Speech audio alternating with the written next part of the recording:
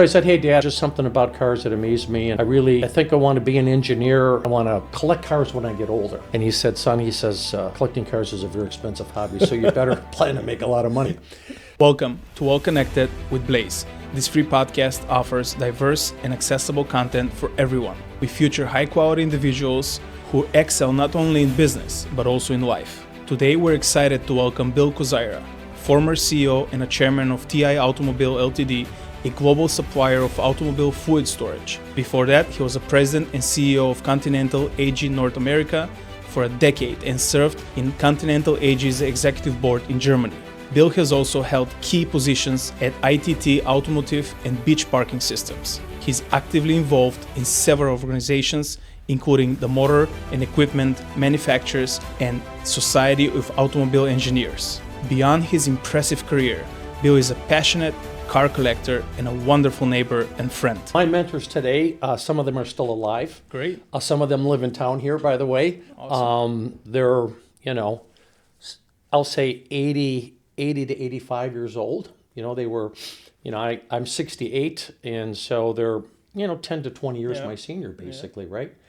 But when I was 40 years old and they were 60, they were just a wealth of knowledge for me. Yeah, absolutely. They're in their prime building. They were in the prime of their career. And I needed them. I consulted with them. And there's nothing wrong with going to your board, but usually a board of directors of a company would include a lot of professionals that haven't necessarily worked in your sector or haven't done the job you have to do. So they're not necessarily CEOs. A typical board, like let's just take the board I'm on now. There's 10 board members, and the CEO of the company, who's younger than me, Mm-hmm. There's only 2 of us out of 10 that have been CEOs before. The rest are finance types, lawyer types, marketing types,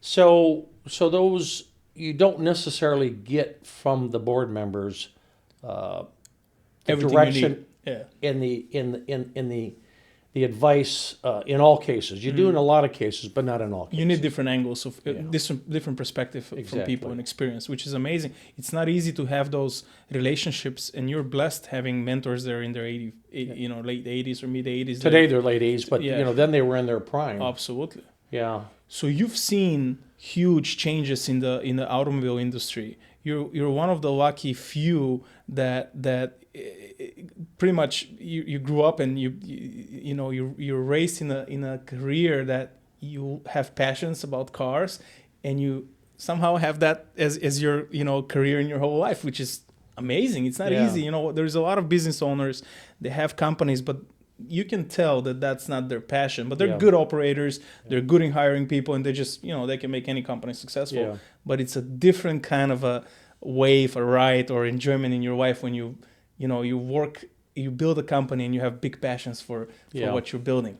Well, I was very fortunate to have, an absolutely wonderful career, and I started working in a family-owned automotive company, my father's business, right? Okay. I may have told you the story. So he had a wood model and pattern shop, and so in the 50s and the 60s and the 70s, all the parts of the car were made out of wood first, and then they were made out of plastic or steel, right? Today, we skip that step because computers take us right to the steel dies. Do you remember that first car that you ever had experience to kind of be like, wow, and Absolutely.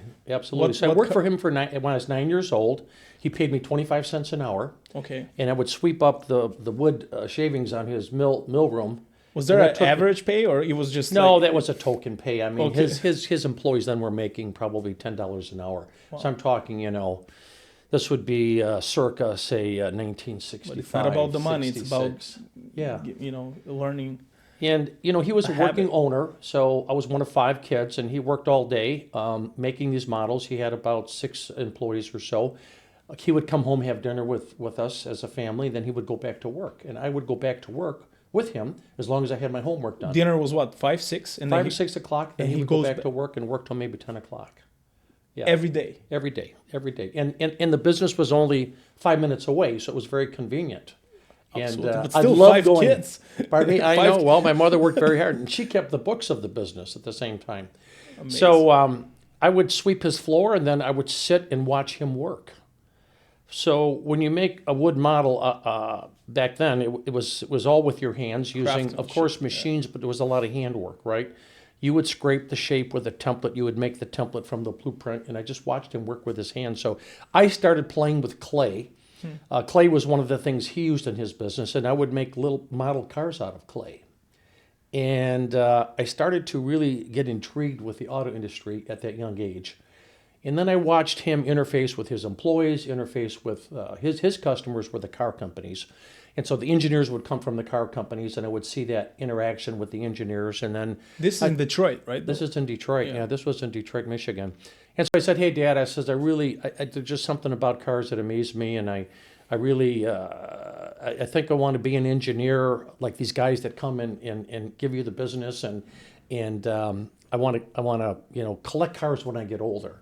And he said, "Son," he says, "collecting cars is a very expensive hobby, so you better plan to make a lot of money." So I was fortunate that he sent me to engineering school. I went to University of Detroit Mercy. I received my mechanical engineering degree. Amazing. I later went on to get my master's in business, which was the right combination to be able to become a general manager Right, or very CEO good of a company, combination, right? That's kind of the prerequisites of being a So successful. this is what, the 70s now? Yeah, this would have been, I started engineering school in 1970, 75. It was a 5-year program. I graduated when I was 80, but I started working as an engineer in the auto industry in 1977. And this is the prime in Detroit for the automobile industry too, Yes, right? The 70s. At that time, we had what was called 80s. the Big Three. Today, they're Yeah. called the Detroit Three Detroit Three. because they're not necessarily the big three car companies Ford, anymore. Ford and GM are big, but Chrysler certainly, which is now Stellantis, has diversified and is no longer as big as they used to be. But and I had the chance to go work for an automotive supplier at that time called the Bud Company. So I started designing wheels and brakes and suspension components. Amazing. I was an engineer for about 17 years or so, functioned as an this engineer, company, yeah. and got 5 patents, U.S. patents for unique designs. A couple of them actually went into production with General Motors on full-size pickup trucks. Amazing. You And still then, have those? You still maintain them? Yeah. Yeah, and as an owner of a patent, when you're working for somebody, you could pay it $1, and you assign the patent rights over to your company. Yeah. So my company benefited from that, but I got no. In this country, as a U.S. engineer, you get no revenue from a patent. Now, if you're a German engineer working in Germany, you would get a royalty for your patent for Isn't that the life of the strange? patent. It's a different law in Germany than it is here in the United States. So Even if you have the patent in Europe, doesn't matter where yeah, it's just if you designed it in Germany, it's a German patent and it's used. You get paid even the more if it's used in production. So. Wow. I have engineer friends that are in Germany that still receive royalties. So what do you get? from- Nothing?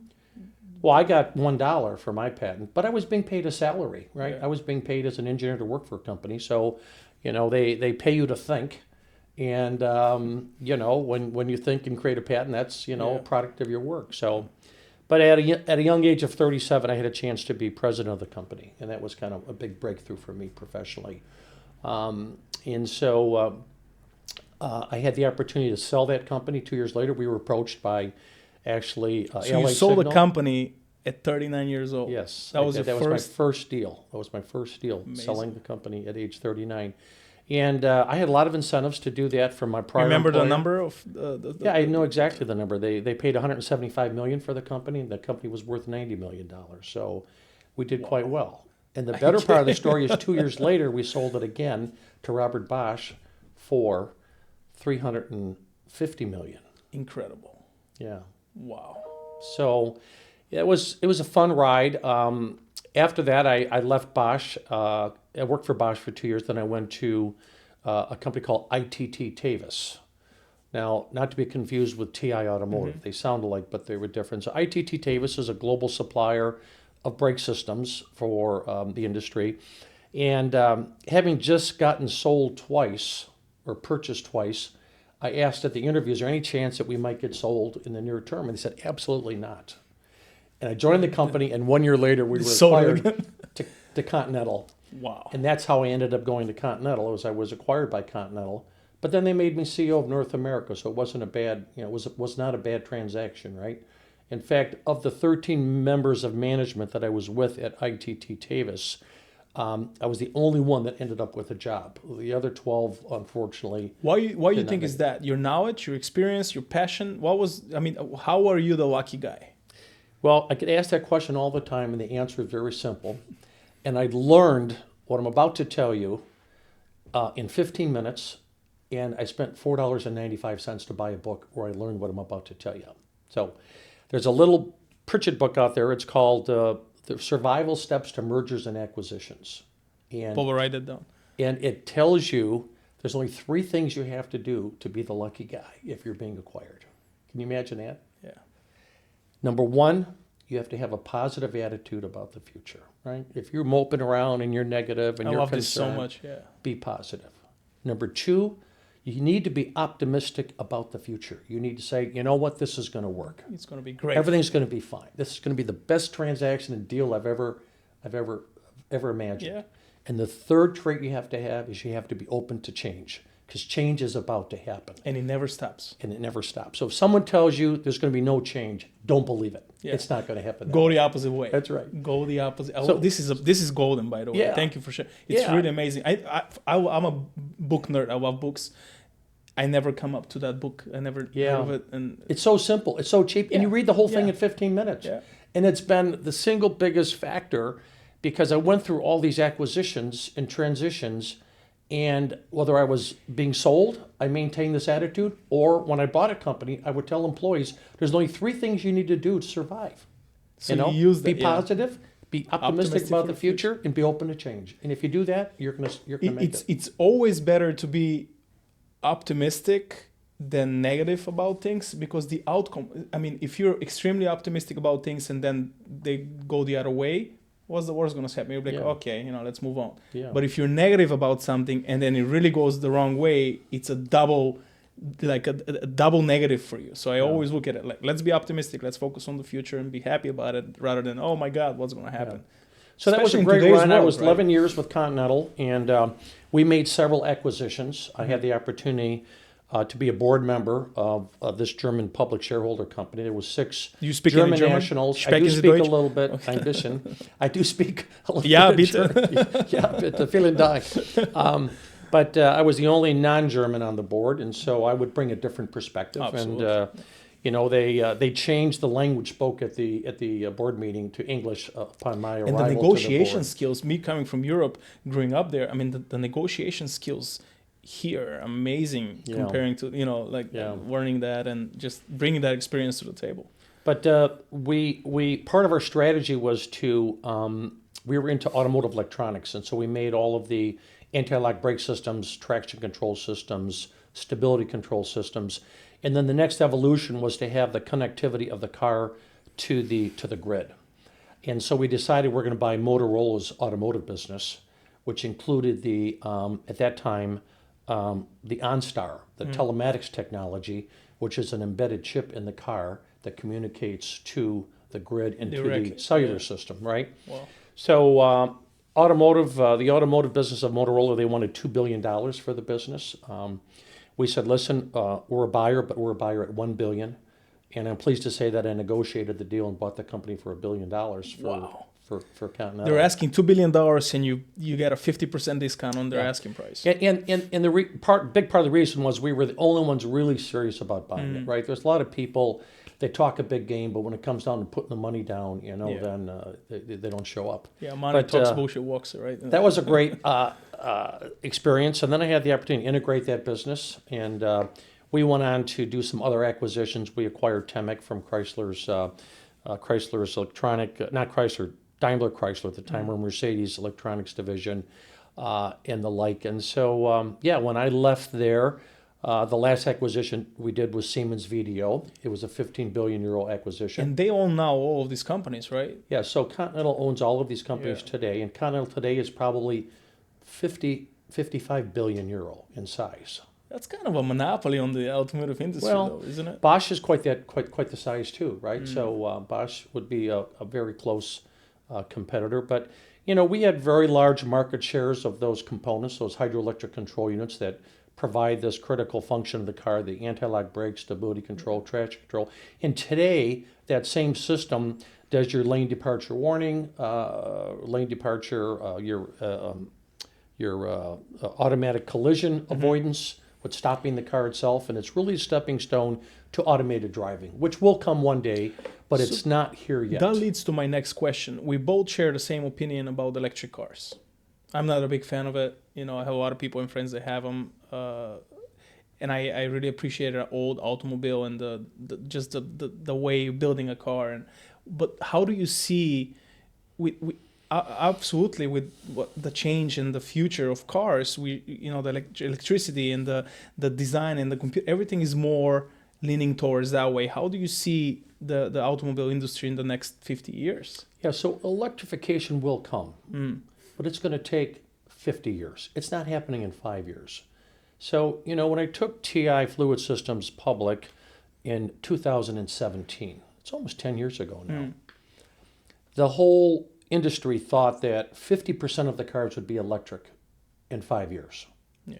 And I told the analyst and those that were buying, it's not going to happen. And I had the benefit of being an engineer in the auto industry, and we evolved technology at a very slow rate. And the best example I would give people is that, listen, we invented this technology in 1986 called anti-lock brakes, traction control, stability control.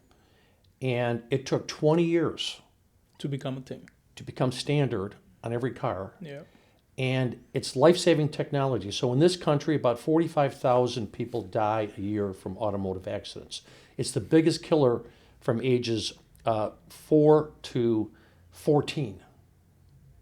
That's why that age group passes away, is because of auto accidents. And this technology was projected to save 10,000 lives a year. So just think about saving 10,000 out of 45,000. It's huge, right? And we got that technology down to about $100 a car was the cost of the car manufacturer adding that technology. Very cost effective. It's good. Very cost effective. And it still took 20 years to get that into every car. So now, think about electrification. It's a huge cost for the car companies, right? Yeah. Pick a number. $10,000, $15,000 more per car right now in today's cost level for electric car. But the other issues are the infrastructure's not there. The battery range is not there. They depreciate a lot. They depreciate a lot. Exactly right. So as you know, in the last year or two, electric cars have declined in terms of consumer interest. And I think we're now going to take a step backwards in terms of electrification. And the car companies are moving through selling hybrid propulsion systems. Now, hybrid means it's both electric and internal combustion engine. But what people don't realize, and I talk about this quite often, is hybrid technology is a transitional technology. It was really developed to transition from internal combustion to battery electric. Yeah. And so if you look at these hybrid technologies, they too are expensive.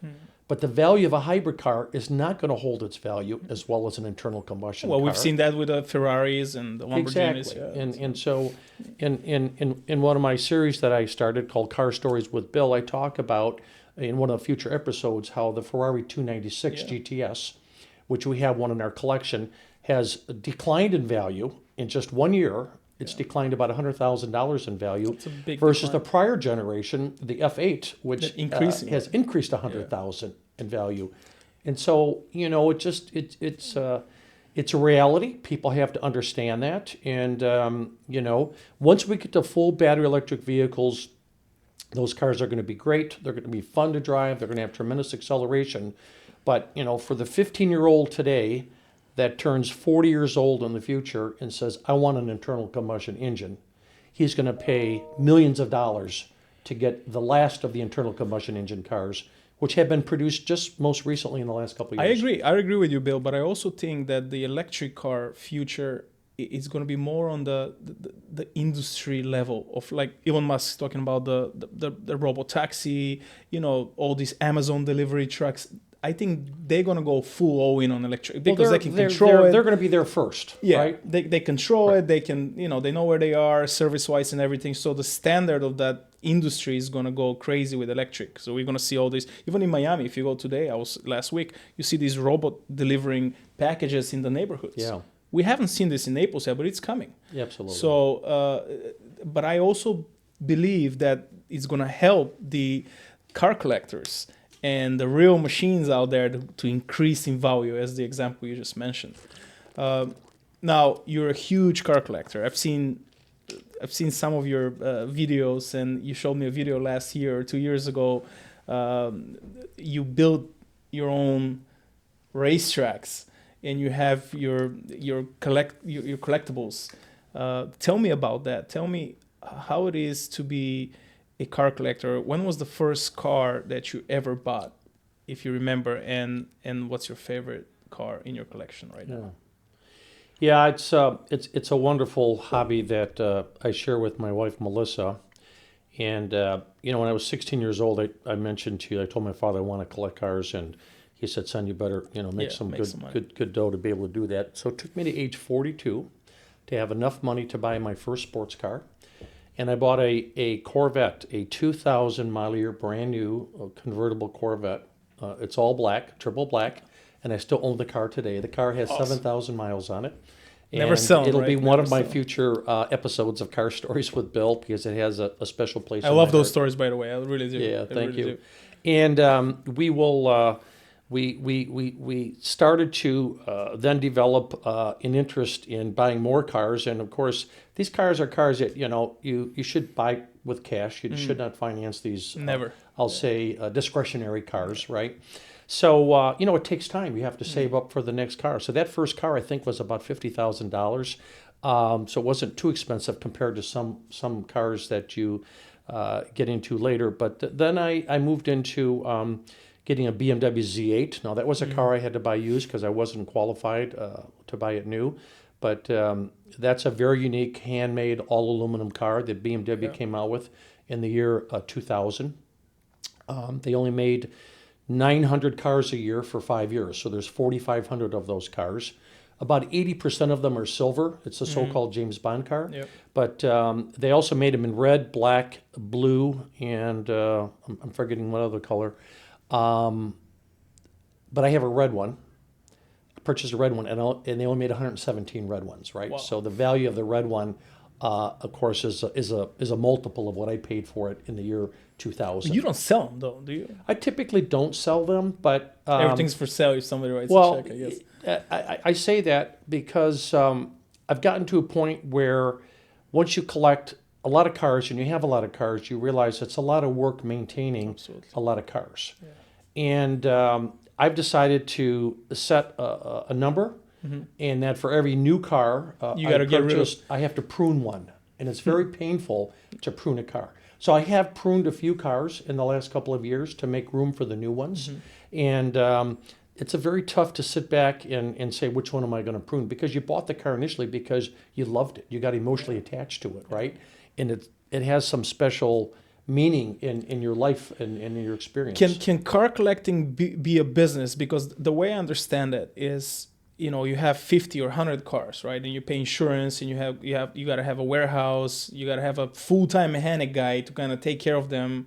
You don't drive them around, but is it becoming a big liability and expense, or you can turn car collecting into a business that's profitable? Yeah, I think you can turn it into a business, but you have to know which are the right cars to purchase. And you have to bet on which ones are going to appreciate in value. And I've got some great experiences in that direction, and I've had some where it didn't quite work out, right? But net for me, if I can cover my cost of the insurance, the maintenance, the cost to house these cars, because these cars all sit in museum type garages, right? How big is your warehouse in Orlando? Yeah, it's in Tampa. It's at the Motor Enclave. It's 8,000 square feet. It's 2-story, and we have about 20 cars there on display, right? We have a similar car condominium in Pontiac, Michigan. It was called the M1 Concourse. That one holds about 18 cars. Both of those garages are on performance tracks, so we can go out and drive these cars on a performance track when we stay at those garages, right? And then we also have large garages at our homes. Our home here in Naples, Florida, has a 10-car garage, and then our home in Michigan has a 16-car garage. So you spend most of your time in Naples. Majority of my time is in Naples. I travel a lot, but I'm a Florida resident, and I call Naples home now, Absolutely. even though home is Detroit, Michigan. Yep. So the 10-car garage in Naples, that means that those are your 10 favorite cars that you have here? No, or not necessarily. how often you I would rotate say I them? would have one of my favorite cars here in your big call. So it's a Ferrari 488 Pista Pilotti. So they only made about 40 of these Pilotis. These cars were Ferraris that you could only buy if you were a Ferrari Challenge race car driver. So Melissa is, right? Melissa is. Yes. Melissa, my wife, is a Ferrari Challenge race car driver. In fact, she amazing. won third place in the championship last year. Italy. Was in it Italy? Yep. Yeah, the finale Congratulations. was in Italy. I haven't seen her since last year, but congratulations. Yeah, It's thank you. amazing. She's there's 130 Ferrari drivers in North America, and there's only 4 women, and she's one of 4 women. And she was recognized. She's so passionate about it too. And she is. Yeah, she takes it very serious. She spends a lot of time on a simulator. We have a simulator no matter where we're at. She's practicing. And then she's kind of advanced this past year from just following guys around the track to actually competing and wanting to win the race. Yeah. And you got to have that drive. If you get on the track and you want to race, you got to have that. Bill, you're super drive. fortunate. You love cars. You have and your wife is a Ferrari car, right? Yeah. So it's a triple win. I love it. It's pretty very, amazing. very blessed. fortunate. But so that's one of my favorite cars. But I also have a 458 Speciale. And so if you follow the Ferrari vintage of GT cars, the 458 was the last of the internal combustion engine V8 GT cars. What color is this? It's Rosso Scuderia, which is the bright red with the Nart stripe, which is the blue and white over the top stripe. Yeah, it's a very special car. And that car today is probably selling for about 3 times what it sold for new, just to give you perspective, right? So, I was fortunate to get these cars along the way, like the Ferraris or Lamborghinis or Porsches and so forth. And they're fun cars to have. They're fun cars to drive. And we drive some of them occasionally. We have some we don't drive at all. And then we have our daily drivers, like the Porsche 911 Turbo Cab that I drove here today, right? But it's a fun hobby. And, for me, having, been born in an automotive industry family, having worked in the auto industry professionally for 45 years, and even today I'm still in the industry because we own an automotive supplier company that our son Bill Jr. runs called Wilco Plastics. I'm coming up on 60 years. 60. You're the founder of this company, or you guys both? No, the started Wilco together? Plastics I purchased from a second-generation family owner in 2022. Okay, and your His son became father the started CEO, the company right? in 1976. Wow. And this gentleman who I bought the company from was about to turn 70. He was getting tired. He had worked since a boy with his father, much like I did. Okay. And unlike me, I moved on to a large corporation. He stayed with his father and worked and grew a small company to be a larger company. But he was ready to retire. He had 2 daughters, and neither of them were interested in the business, so he decided to sell the company. And fortunately, he was reasonable about his price expectations. For him, it was more important to get the company in the hands of another family and someone that knew how to operate this business successfully. Because he was very loyal to his employees, right? And he didn't want his employees to lose their jobs. So I made that commitment to him, purchased the company, and it's been a very smooth transition. I had access to him for about 2 years to ask him questions, and he's fully retired now. And we've since grown the company, and it continues to be very successful. So we have 4 manufacturing facilities. Is he a chairman still or no? No. I'm the chairman and the CEO. chairman. He's out of it. He's out, and we have 4 manufacturing facilities, and we supply plastic injection molded parts to original equipment cars all over the world. Amazing. And it's a lot of fun. Amazing. So your passion was translated in your kids as well, and they're running a business now that's connected to the automobile industry, which is amazing. Are your kids cars collectors as well, or no? No, they're not collectors yet, but I would say they could be collectors one day. Bill Jr. certainly loves cars, and he would have that same gasoline in his blood that I do. Absolutely. Our second oldest daughter, Lauren, is who works for Google in Ann Arbor. She loves cars. She loves coming around the racetrack and watching Melissa race. I could envision her maybe getting into racing one day. And then we have two other children. One is in the U.S. Army, based in North Carolina, and then we have the youngest out of our 4 kids is another daughter. So kids are great. We have 9 grandchildren. We love spending time with our grandchildren, and a big part of life is now that I'm sort of retired for the most part is spending time with your family first and foremost. Second, spending time with your spouse, doing fun things with your spouse, like I enjoy racing with my wife and collecting cars. And then you have to have the third component, I think, of a successful relationship in life is to have time for yourself, right? And she has her things that she likes to do. And you have your own things. And I have my things that I like to do, right? It's so important. And I'm so glad you mentioned this, Bill, because a lot of people are judging on that. And I've been approached before. It's like, oh, you find time to go work out, you find time to read, to do this and meet people. Well, and they try to label that type of personality as, oh, you're selfish, you're spending too much time on yourself. But I'm a big believer, if I don't invest in myself and becoming a better person than I was yesterday, then I'm no good for any of the people I'm surrounded with. Yeah, absolutely. And I love how you mentioned that because it's so important. Yeah. And do you do it on a daily basis?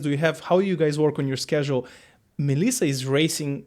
She's a Ferrari. She races Ferraris, right? Yes. Yeah. And I'm sure that takes weeks, if not months, preparation, and then you have to organize like Italy last year. So that can take a month or two to just be there, spend time, because you're always supportive. You're always with her, and then you're still, advising businesses. Yep. And you have 8 grandkids. Yep. How do you juggle those? Well, I think, when you work through a business like I did, you find how to manage multiple tasks simultaneously and multiple priorities, right? But make no mistake, I tell young people all the time, your family has to come first, right? Your children and your spouse has to come first. And that comes before any job or yourself. And if you just keep your family in focus, that's going to be the first important thing. But then you have to have a spouse that you enjoy spending time with, right? And so when I go to these races with Melissa, I love watching her race. I announce myself as her personal valet. So I'm carrying her helmet and I'm carrying her computer, her laptop, that we watch her live stream go around the track, and making sure that she's got her earbuds and her gloves and her shoes and all these types of things, right? And I also manage mechanically her car. So we have a full race team crew, but I'm always making sure we have good tires on the car, good brakes on the car, that we've checked the car out in advance and so forth. And then the part of the relationship in life that you save for yourself, or you have to have for yourself, it just sort of falls in place, right? And you find those little moments where you can have a few minutes to yourself, right? So you master that over time, but you have to make sure that you understand that I believe life and a successful relationship is 3 pieces of 3. These 3 pieces that I mentioned: the family, the time together with your spouse, and then the time you have for yourself. And if you can figure that out, I can assure you're going to have a very happy life, and I can assure you're going to have a great, happy relationship with your spouse. Because what most people don't realize is we're so busy when we're young, raising kids and working in business. And then all of a sudden one day, these kids are gone. These kids are off to college, and they start their own lives. In a lot of relationships, the kids are glue for the marriage. The kids keep the marriage together. Which is wrong. Which is wrong, because once the kids are gone, there's no glue. And that's when you see couples that fall apart. And so I often tell people, make sure you make time for your spouse, even while you're busy with your kids, because when those kids are gone, that's a great advice. It's you and your spouse. Yeah. And you have to enjoy being with your spouse. You have to be able to have fun with your spouse.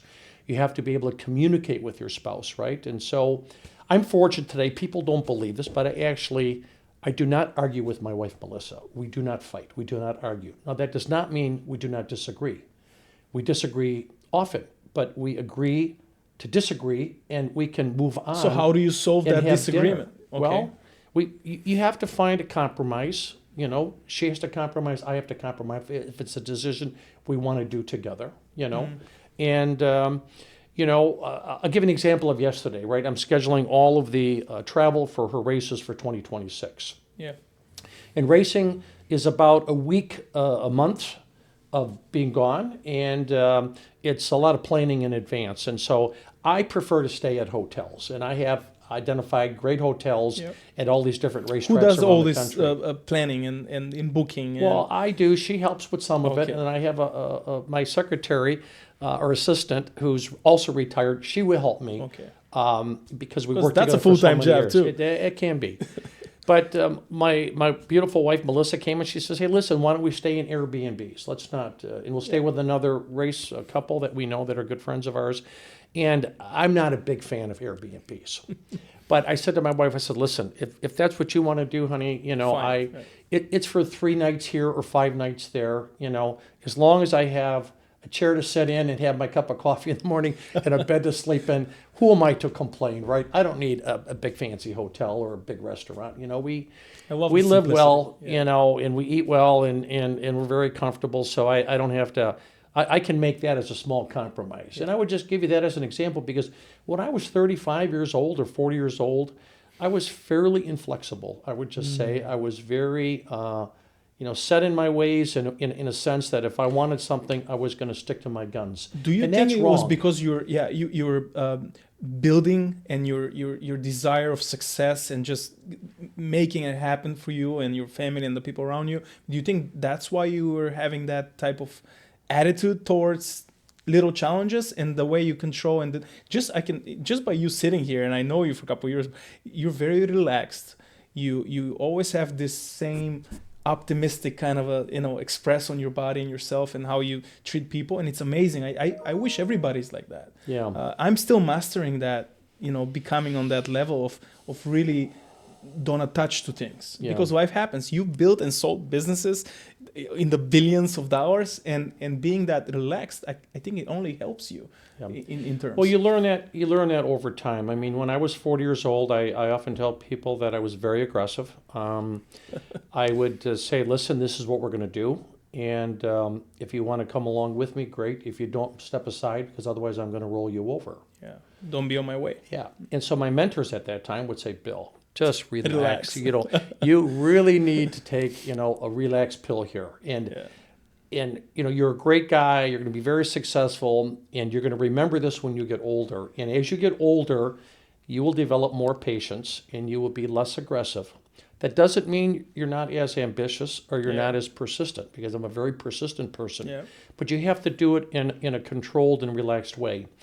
And so the importance in really running a company is you have to learn how to delegate. And when you're young, we don't have any experience at delegating. And so we come from the belief of, I can do this job better than you can. And so I try to do everything myself. Yeah. Well, that's the wrong challenge I thing, have. because when you're the CEO of a company, you can't do everything yourself. You have to understand what you need to do and what you need others to do. And 95% of the things that have to be done for you as a CEO are done by others, not by yourself, right?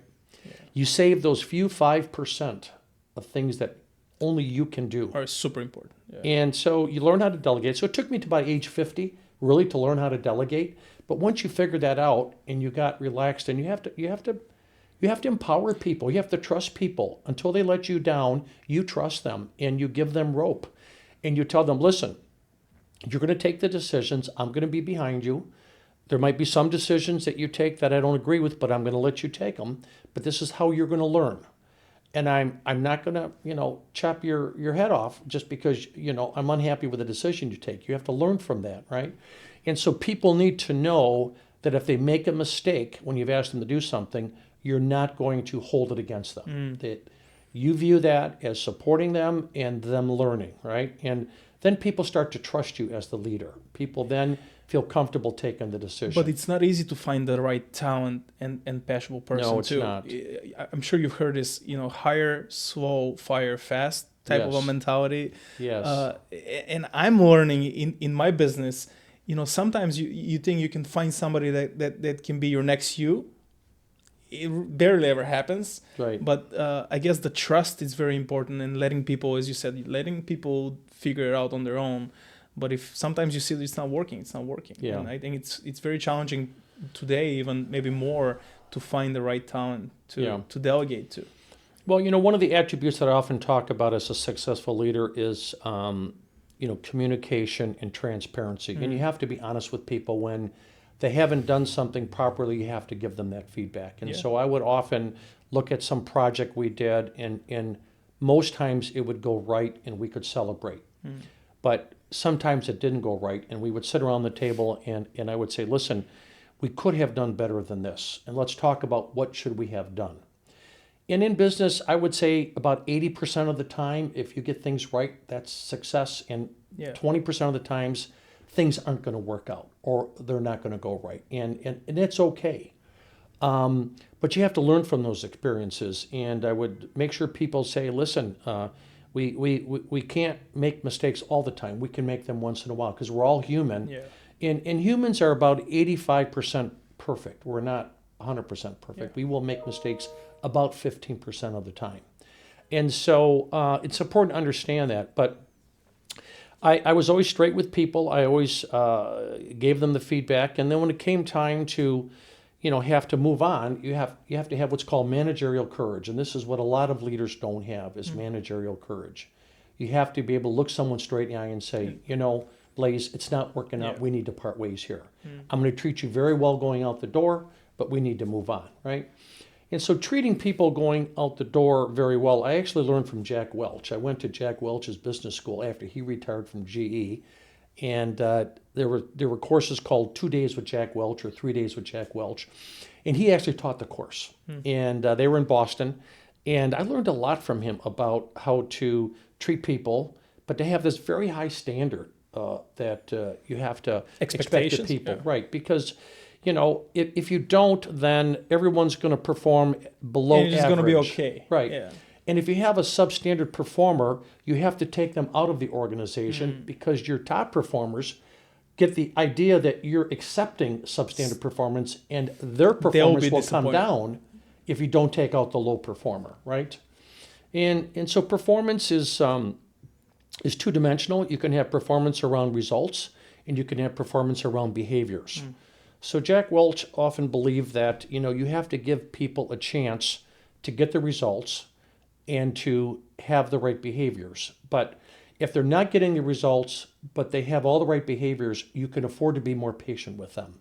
But if they're getting the results, but they have the wrong behaviors, they have to go. Yeah. They have to go, and they have to go now. They're tempting to keep those people because they always come home with the results.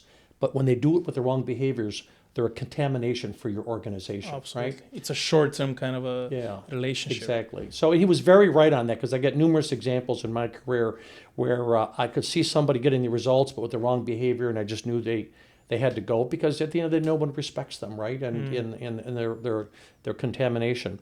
And then you see people who have all the right behaviors, but they're not quite yet getting the results, and you have to just be a little bit more patient with them. Yeah. Because the right behaviors will lead them to the results. That's right. That's exactly right. And it's okay to be competitive. Like, it's good to, in our office here, there's 150 brokers. We have board that we put ourselves, and every morning everybody's like, oh, you sold these properties. So it's good to have that, mentality and environment and culture in a company where, you want to have the people there with great track record, but also have the good habits of building that and helping each other out as well. Yeah, so important. One bad energy can affect a company that's growing, and it's a good company, into like becoming a dark environment to work with. Yeah. So I think the sooner and the faster you kind of recognize those bad ones, you got to get rid of them. Yeah, because at the end of the day, a successful company comes from the culture of the company, and that culture is how well people work and play together, right? And get along with one another. And having this culture, and I refer to it as a family-oriented culture in a company, which means we treat people well as though they were a family member. And we understand that they too have all of the family challenges that we all have, and you have to be understanding of that. That gives a company more performance capability, because it's sort of a supercharged effect that comes from the culture.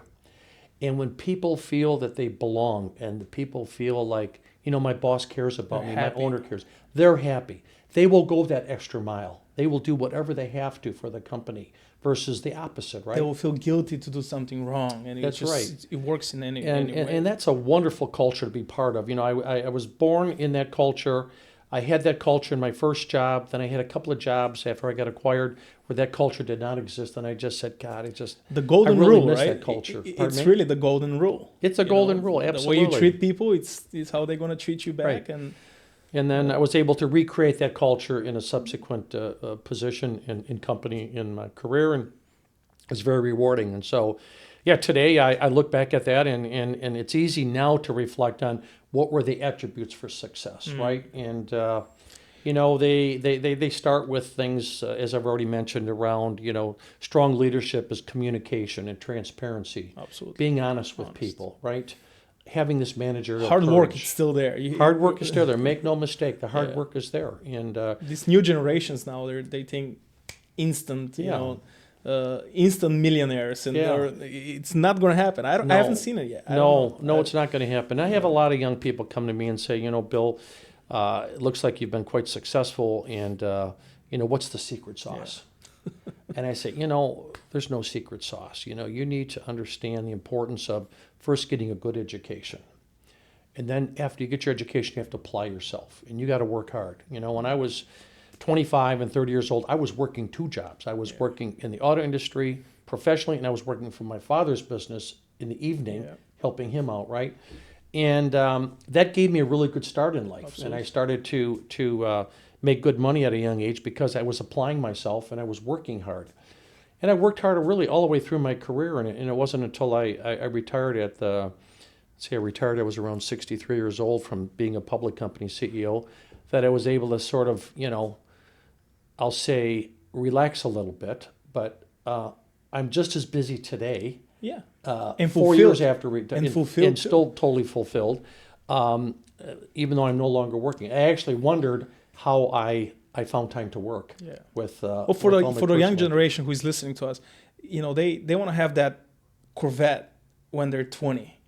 And it makes them angry. I can see, and I'm fortunate enough to be surrounded with a lot of people from different age groups, right? But you and your story, you sold a business when you were 39.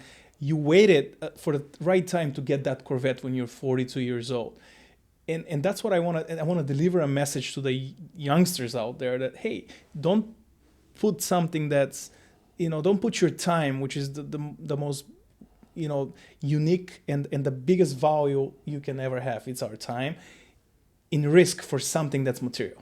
It's going to come. The time will come. You'll get that car. You'll get that watch, whatever you're dreaming of.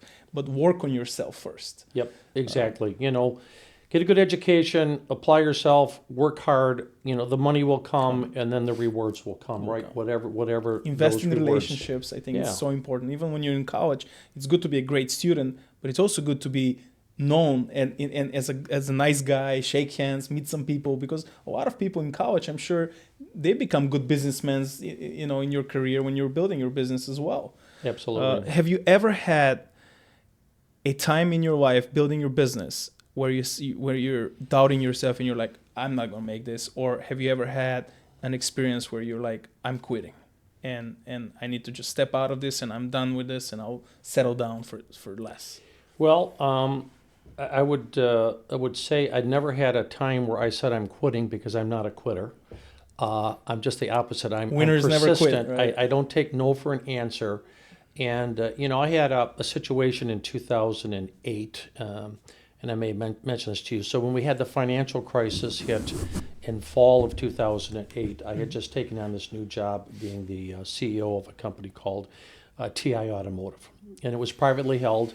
The company had a lot of debt. In fact, it had 9 times the amount of debt that it should have. So the annual profit was X, and our debt was 9 times X. Normally, you can leverage your company, say 2 times, 1 time, 2 times. So if you make, $100,000 a year profit, then you could maybe have a debt of $100,000 or maybe $200,000, but not $900,000. So when our volumes collapsed, because auto sales collapsed 40% from 1 month to the next, huge, we did not have the ability to make the interest payment on that debt.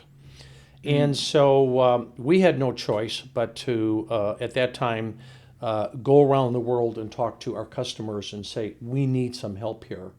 We've been a good supplier To your customers. to customers, which is the last place you would think you would go and ask for help, is to Amazing. your customer. Yeah. But, we started making that way around the world. I started in Detroit with the Detroit 3, and I got their commitment to help us out. And then I moved off to Europe and met with the German OEMs, and then with the 2 French OEMs at the time. Then I went off to Asia and met with the 3 Japanese OEMs. So and 1 you're on a Korean. mission It's on a to mission. save the company. And it took about 6 to 8 months to get all of their commitments. And there were times where my team said, Bill, you're not going to get all of them. And I said, yes, we are. We just have to be persistent. And we were, and we did receive believe. all of their support. Amazing. And it was funny because the very first company I went to in Detroit, when I went to them, and the deal was, I'm asking for your commitment to help, but you only have to help if I get everyone else to help. So I'm not asking you only. Okay? So you're making it heavier for them. You're That's making it more right. meaningful. That's right. So when I amazing. went back to the very first one, I said, I got everybody, so now you need to write the check and you need to help us out. They said, I just want you to know the only reason I told you yes, because I knew you would never get the rest of them. And I said, well, you were wrong. You bet wrong. So let's settle That's up a pretty here. amazing Yeah. story. So, and it was probably one of the more significant achievements that I had professionally, because it was a lot of you heavy remember lifting. that one more than A lot of maybe others. the other easier ones. Absolutely, yeah, absolutely, and it only happened because This of is just what tremendous defines you as a man. teamwork. Yeah. I mean, we met every morning at 8:00 and talked about who's on first, who's on second, who's on third. What are we going to do today? What are we going to do tomorrow? What are we going to do next week? And what do we get done by the end of the month, right? And it was just that constant pursuit of wanting to get the ball over the goal line. And when you have that focus, I believe you can achieve anything you set your sights on in life, personally or professionally, if you are persistent And the you really intentions are focus good. on it. And the intentions are good. Absolutely, absolutely. So you can't give up. There are some tough days that you scratch your head and you just say, gosh, I'm starting to run out of ideas. But then you sleep on it and you wake up tomorrow morning and you find some new ideas, right? Did you ever took any days off? Oh yeah, I took days off. I read a book actually when I was 30 years old that said it's important to take time away from a busy job, go on vacation with your That's family. what my mentors are telling me. But Yeah. I feel guilty when I go on vacation. No, you have to take time off for yourself. It's crucial, right? I would often tell my direct reports, listen, you got 4 weeks of vacation. If December comes around and you haven't used your 4 weeks, you're not carrying them over to the next year because it's your fault that you didn't take your vacation. I want you to take that time off, right? Yeah. Now, there are times where we ask people, don't go, you got to stay. We got some big job we're working on. But no, it's important to take time off. And the other thing that when you're pursuing all of these different personal and professional objectives is, something I learned from my father is try to take something that appears to be a disadvantage in life and turn it around and make it an advantage for yourself. And you'd be surprised how many things happen to you in life that are initially viewed to be a disadvantage, but you flip it around and you make it an advantage for yourself, right? Smart man your father was. He was. And I practice what he preached to me on that, and you'd be surprised how 8 or 9 times out of 10 you can turn a disadvantage into an advantage. Whether it's, you've lost your job, guess what? You're going to go out and find even a better job, right? I love how he said it. My father used to say, son, one door closes for you, 3 new ones going to open. There so you go. never get disappointed of somebody shutting a door to you. Just move on. Yep. It's the power of persistence, the power of optimistic beliefs and behavior. Because what's the alternative? Yeah. I just love all the wisdom you share with our listeners, Bill. It's truly Well, I'm amazing. happy to do that. Your experience. It's I had so many people helping me along the way, and I'm really in a mindset today at age 68, and having worked for more than 5 decades in business, to give back, to share back with people. And I often give people advice, and I just tell them, hey, this is free advice. You don't have to listen to it. You don't have to embrace it, but it's for free. And I'm just telling you because this is what I had to learn. And, my father also told me, try to learn the easy way, don't learn the hard way. Hard way is you try something and you make a mistake and you have to start all over again. The easy way is you learn from others who made the mistake, and then you don't. And then do they it. tell you the right way to do it, going forward. And it's the main reason we have this podcast is to share with the world for people who want to listen. And it's free knowledge. Grab your pen, take notes, read the books. I tell everybody, there's no secret sauce. It's like people ask you, what's the secret sauce to success? Just work. Compound interest is going to happen. To be a good person, be a nice person, work. I have to ask you this question. If both you and me die today, Bill, what will be the number one advice you'll give to the young generation? Number one thing that they can use for the rest of their life? Well, I'm pretty big on education, so I often reinforce with young people that you have to go to school, and at a minimum you should get a formal college degree, and if you can get an advanced degree, that's that much better.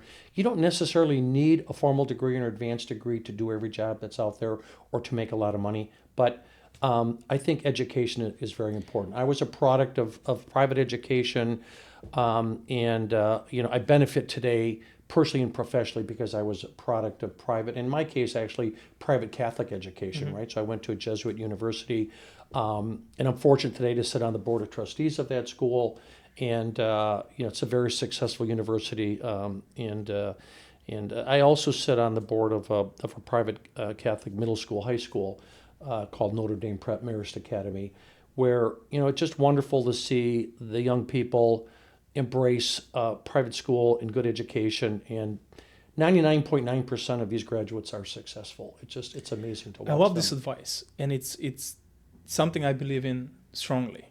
But today's modern world and the kids are against college. There's some kind of a culture out there that we see on these social media platforms, YouTube channels, and all these kids that are in their 20s. I call them kids. I feel like I'm old, very old. But they're saying, oh, don't go to college drop-off culture, start working, open a business. What do you feel about that? I'm sure you've listened and heard some of that. I don't agree with that because there was just no way that I could have achieved professionally being, a chairman and CEO of a public company if I didn't have that education or I didn't work hard for the 40 years leading up to that experience, right? Yeah. I also have this conversation with young people about the pros and cons of working from home versus working in the workplace. I think that today having a work-life balance is important, and we really did that pre-COVID and post-COVID with our employees.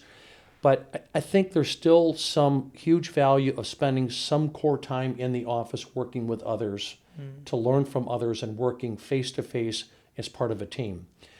Is that 3 days a week, 4 days a week, 2 days a week? Yeah. It depends on the business, but it's not 0 days per week. And, I often tell the story that we were in COVID, and we had just purchased our home here in Naples, and a friend of mine who had just retired as well came over, and he had he had 6 college children with him. 3 were his own and 3 were friends, and they were down here. And they came over to our house and we had a drink. And each of them were talking about their college work job. So they were working, in a co-op type work setting, or some of them had just graduated from college. And 3 of them really believed when I asked them, do you think you could work the rest of your career from home and be successful and make good money? Mm-hmm. And they thought yes. And the other 3 said, Bill, I understand the value of going in the workplace and in the office and learning from others. And so I accept that. And the 3 that thought they could work their entire career from home and be successful, I really tried to explain to them that I can't envision that being possible, right? That there would be absolutely no way that I would have been able to achieve what I achieved personally or professionally if I worked from home, because I would never have learned all the things that I needed to learn to be successful and to not just grow. That, your fulfillment as a human. Exactly. We're meant to be out there and interact and meet new people and shake hands. I mean, be home in a box. Yeah. And But I'm also, a type A personality, extrovert, and I love being with people. Yeah. I got up every morning looking forward to going to work, and even today, I get up every morning and I'm excited to be with people. I would be fine going in the office today, even at my age, and interfacing with people. Absolutely. So usually around once a quarter, I go and meet with my son, who runs the company, and his management team, and we have sort of an operations review. It's usually about 3 hours that I spend there, but it's really very rewarding time for me to be able to sit there and have him share with me how the company's doing and how his new business growth objectives are being met and how the profitability objectives are being met, and his challenges around the management team, and maybe having to move someone into a different job to really take advantage of their areas of expertise. And it's fun. It's something I really enjoy. I've always enjoyed that, and I will always continue to enjoy that. It's amazing. It's amazing. Truly a blessing. It is. I really appreciate you being here today. I know you love Naples. You enjoy Naples. You love cars. The Cars on Fifth's coming in next Saturday. I'm gonna see you here. One more question. Last question. What do you tell people when you're growing your business, when they say no to you? And do you have any regrets of things that you could have done but you didn't do it? Yeah, I don't have any regrets. I'm pleased to report, but we always wanted to grow our business, and in business we have the farmer and we have the hunter. And you can tell which employees are farmers and which ones are hunters. The farmers are okay with status quo, and you need farmers in your company to do the busy work. But the hunters are the one that go out and acquire new business, and they have that drive and that thirst for that challenge, and they get the satisfaction when they bring that new business home, right? And so I would always make sure we had enough hunters working on the growth part of the business. It takes a special skill. But to be a hunter, to be a hunter, but you will never become profitable through reducing cost. You become profitable by growing your business and thinning your fixed cost, right? And so you have to continue to grow the top line to be profitable. And that growth target, I would say is at least 15% per year growth. So don't be afraid to invest money on growth and hunters. Correct. Maintain the farmers. That's correct. You have to invest. You have to invest in the future of your business, and so you have to take some of the profit from this year, and you have to invest it for the future. And it's okay to distribute that profit to the shareholders, but when I was running a public company, shareholders would always expect a dividend. Yeah. And it would be part of the profit that you would make. But as a management team member, we weren't really so interested in paying a dividend. We would rather invest the money into the future of the company. Yeah. And there was nothing wrong with that, because the shareholders would eventually benefit from that. But there's this balance between short-term benefit and long-term benefit, and that's where the dividend comes in. And I was recently talking to a group of investors that invested in a company about 3 years ago. This is a company I'm not involved in. And they were disappointed that they did not get a dividend this year. And I just said, well, don't be disappointed. Because one, the guy running the company, he's not super motivated to pay you a dividend. He's more motivated to invest in the future. And the fact that he's growing the business and investing in the future, you will benefit from that down the road. So you just have to be patient, right? So you have to have these realistic objectives when you invest in a company or you run a business on what's that proper balance. Amazing. Besides real estate, automobiles, do you invest in the stock market? Do you have a stock market portfolio? Yeah, Are you big in that as well? You would use a private wealth management person to handle that for you. Once you acquire a certain amount of wealth, you have people that do that for you professionally. You would typically pay them anywhere from 0.5% to 1% of the value of the assets at work to do that. But if they can, in today's market, get you say 5-6% per year, that's better than putting the money in a savings account where today you might make 3.5%. I agree, absolutely. Private wealth management is very important as well. I don't think they're expensive. I think their fees are great. You just got to find a good one. That's right. One that you feel compatible with, that you can trust, and you start off slow and then you grow, right? And like anything else, but that's I believe you pay professionals to do that for you as Yeah. opposed to trying to be a day trader, right? I would rather spend my time doing other things That you're being good than at doing than a day learning. trader. Absolutely. That's right. Absolutely. And it's in life, everything is in, I believe, if you buy a house, I've seen people, oh, I want to paint my own, no, you hire people. It's the Exactly. will. You got to pay it for, you hire people, do what you're good at, and you can make more money in what you're good at than learning a new skill that is Exactly. going to waste your time. Yeah, and you never invest in anything that you don't fully understand, right? So Mhm. there's investment opportunities that come along, and if I'm not familiar with that sector or that investment model, I'm very cautious. So you're not a crypto guy. No, I'm not. I am not. That at makes all. the two of us. I am not at all. My son believes that we should diversify a little bit in that area, but I just tell him, listen, the cryptocurrency is something that I don't fully understand, and so I'm not a big fan of it. Well, look what's happening with the world. Gold is record high, silver is record high, and gold being record high tells me that people are a little scared, and they're going back to the roots of investments, and that's why the crypto is down, which I don't believe in it at all. But some people made money of it, I guess. Yeah. And as you know, real estate, your business is always a good investment Absolutely. over the long term, right? Absolutely. And it historically has been that way. So I believe in real estate investment, and I have been able to accumulate quite a bit of real estate over the years, and it's something that I feel very comfortable because I know as long as I'm patient, I'm going to do quite well in real estate. So Patience. I'm a big supporter of that. A lot of knowledge, a lot of golden advices from you, Bill. I really appreciate it. We're gonna our production is gonna chop off some great videos out of this, and we can share with the world.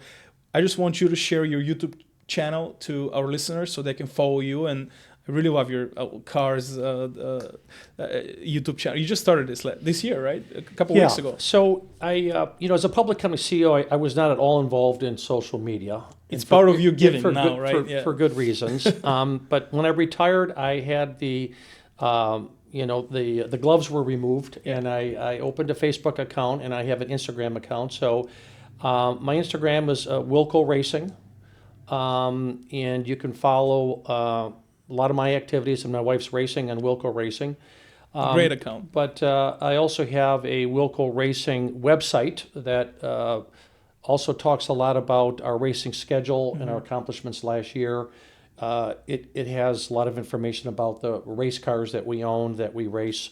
And then I just started a new series called Car Stories with Bill. And the genesis of this was my wife said, Bill, you've got a lot of cars and each one of them has a story. And you need to somehow document that story, and it would be great if you could just share that story.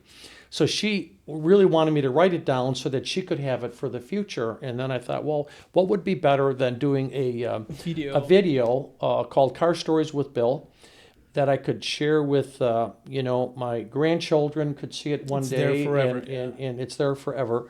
And so I opened this series called Car Stories with Bill. It launched in this month of January. A new story will appear the second Monday of every month. And it'll be an episode on a different car, and I've got some special episodes coming in there. How long are the episodes, approximately? They're not long. I would say 15, 20 minutes. They're not too long. So they're going to be on YouTube. So there'll be a link on the Wilco Racing website to take you to a YouTube spot that you can watch the full-length video. Nice. And then you'll see the teaser for the video actually on Facebook and Instagram. Yeah, on the Facebook and on the Instagram, for example. So... there's one coming out now. I've got a few filmed going forward, but you will be able to share with me a car story for at least the next 4.5 years. Amazing. What car are you bringing next Saturday? Next Saturday, I will probably bring a Lamborghini Huracan Technica. Nice. Which is the last internal combustion engine car that Lamborghini has made prior to their move to hybrids. And I love their new hybrid, though. I know you're not, but the new Lamborghini they just the Revelto, released, for example, the design is they're beautiful designs. Beautiful. Yeah, beautiful. But I just got this Technica, and it's the license plate on that car is last of them. Because it's the last of the internal combustion engine cars. That's a good one. But no, it's a fun car to drive, and I really love that car. It's can't wait to see it. It's a strong Verde Mantis green with a bright orange and black interior, and it's the iconic Lamborghini colors. But we also love Ferrari. People always ask me my favorite brands, and we actually love them all, whether it's a Ferrari or Porsche or Lamborghini or Mercedes. So there's a lot of nice ones out there. Absolutely. We're going to have a spot for you in the back. Thank you for that. I appreciate that. I'm looking forward to attending Yes, sir. your lovely party here on Cars on Fifth coming up. And you always do a great job of Thank that. you. And I think you're celebrating here soon 10 years, 10 years. right? Yes, sir. 10 in years. your business. So that's Amazing. great. Amazing. Time flies. Congratulations. I really appreciate you. I appreciate your time today, and I'm excited to see you next Saturday. Thank you. You're welcome. Thank you, Bill. Enjoyed it very Thanks, much, sir. Blaze. Thank you.